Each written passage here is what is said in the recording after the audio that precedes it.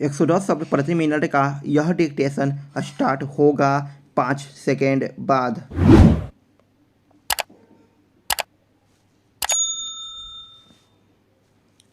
Start.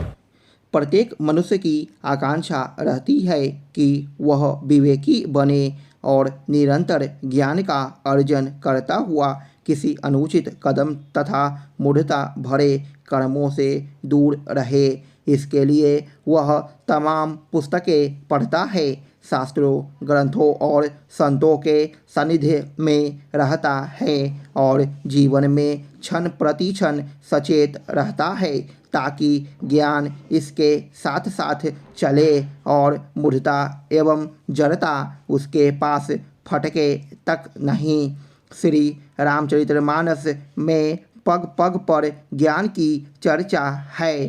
क्या त्याज्य है और क्या वरेण्य, इस पर भी उसमें बहुत कुछ लिखा गया है।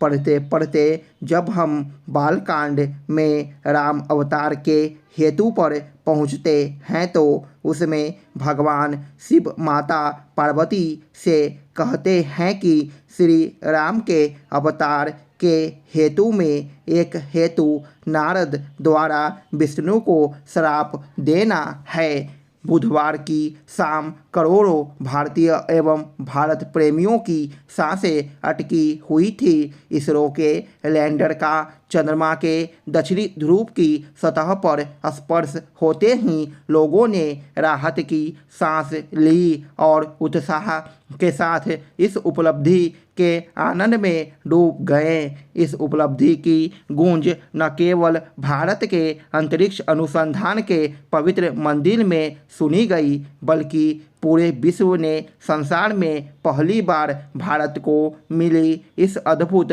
सफलता पर उसका नमन अभिनंदन किया। लैंडर विक्रम के चंद्रमा की सतह पर उतरने के साथ ही अंतरिक्ष अनुसंधान के क्षेत्र में नए ऐतिहासिक अध्याय का आरंभ हुआ। विक्रम की सक्रियता के साथ रोवर प्रज्ञान ने भी अपनी कार्य करना शुरू कर दिया। इसरो के इस अभियान ने अंतरिक्ष अनुसंधान पर अपनी ऐसी अमिट छाप छोड़ी जो मिटाए नहीं मिट सकेगी। वास्तव में चंद्रयान 3 के माध्यम से दक्षिणी ध्रुव पर विजयी लैंडिंग तक की यात्रा मानवीय नवाचार और अटल समर्पण का एक अनुपम उदाहरण है। इसका पूरा श्रेय भारतीय अंतरिक्ष अनुसंधान संगठन यानी इसरो के उस परिवेश को जाता है जहां ऐसी आकांक्षाओं को संकल्प के पंख लगे। स्मरण रहे कि 1976 से पहले रूस के 24 लूना मिशनों में सॉफ्ट लैंडिंग सफलता दर लगभग 20% थी। उस हिसाब से इसरो की सफलता को सहज ही समझा जा सकता है। यह एक अच्छा संकेत तो है कि भूजल दोहन में कमी दर्ज की गई है, लेकिन इस कमी से संतुष्ट नहीं हुआ जा सकता क्योंकि देश के कुछ राज्यों में अभी भी भूजल का जमकर दोहन हो रहा है। राजस्थान, पंजाब और हरियाणा भूजल का दोहन करने में सबसे आगे है। वहाँ इसके दुष्परिणाम भी दिखने लगे हैं। जल शक्ति मंत्रालय के ताज़ा आंकड़ों के अनुसार पिछले 5 साल के मुकाबले भूजल दोहन 63% से सुधरकर 60% के स्तर पर आ गया है। इसका अर्थ है कि भूजल के दोहन में मात्र 3% की ही कमी आई है। स्पष्ट है कि अभी इस मामले में और अधिक काम करने की आवश्यकता है। जहां ग्रामीण क्षेत्रों में भूजल का दोहन सिंचाई के लिए हो रहा है, वहीं शहरी क्षेत्रों में कारखाने यह काम कर रहे हैं। इसके अलावा ग्रामीण और शहरी दोनों क्षेत्रों में पेयजल के लिए भी भूजल का दोहन हो रहा है। यह इसलिए हो रहा है क्योंकि सरकारें पाइपलाइनों के जरिए पीने का पानी उपलब्ध नहीं करा पाई है। यह ठीक है कि हर घर नल से जल योजना तेजी से आगे बढ़ रही है और देश के कई हिस्सों में पाइपलाइन के जरिए पानी पहुंचाया जाने लगा है, लेकिन कहीं कहीं पानी की गुणवत्ता संबंधी समस्याएं उत्पन्न हो रही है।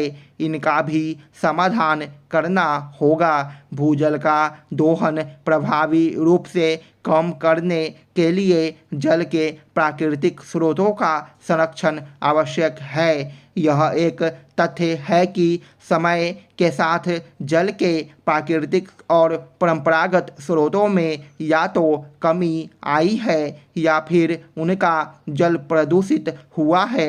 हमारी अनेक नदियाँ प्रदूषित है, कहीं कहीं तो वे गंदा नाला बनकर रह गई है। यह भी किसी से छिपा नहीं कि ग्रामीण इलाकों में तालाब अतिक्रमण का शिकार हो गए और कई स्थानों पर तो वे पूरी तरह गायब ही हो गए। यह स्थिति कुओं की भी है। यह तो भला हो कि मोदी सरकार ने तालाबों की सुध ली और अमृत सरोवर नामक योजना प्रारंभ की। इस योजना के तहत प्रत्येक राज्य के हर जिले में 75 तालाबों का निर्माण होना है।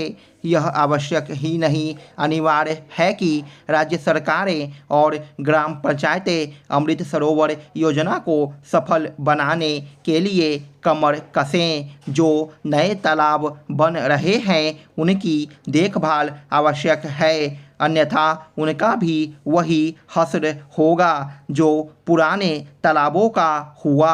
आम लोगों को यह समझना होगा कि जल के परंपरागत स्रोतों का संरक्षण आवश्यक है। केंद्र सरकार की ओर से चलाई जा रही भूजल पुनर्भरण योजना के प्रति भी राज्य सरकारों और उनकी विभिन्न एजेंसियों को गंभीरता दिखानी होगी। वर्षा काल में बारिश का बहुत सारा पानी व्यर्थ हो जाता है। यदि इस पानी का संचय करने के साथ भूजल पुनर्भरण पर ढंग से काम किया जाए तो जल की कमी दूर करने में सफलता मिल सकती है। स्टॉप।